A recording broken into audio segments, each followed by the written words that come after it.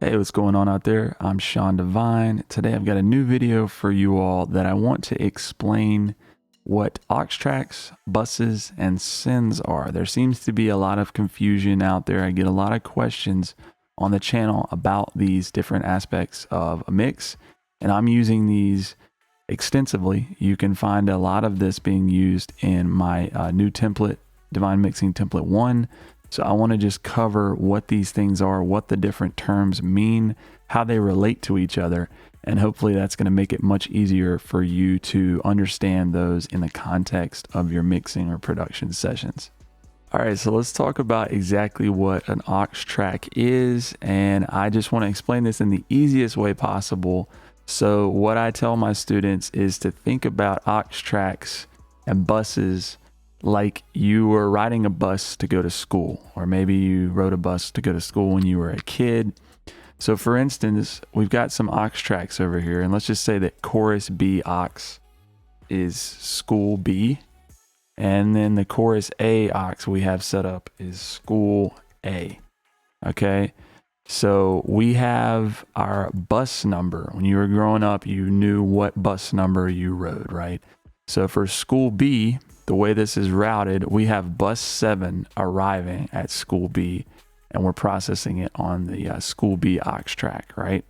School A is bus number 5. So when anything is sent and comes through on bus 5, it's going to arrive here at school A and be processed on the school A aux track.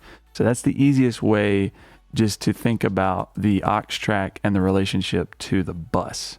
All right, so now let's talk about how you route things to the aux track. Now, one way would be to simply just take the output of any of your tracks and just route it directly to the aux through the bus that we're going to use. So for instance, if I select this channel, we can just set the output to bus 5, which is the school A aux that we set up earlier. Now, the other way is to use a send.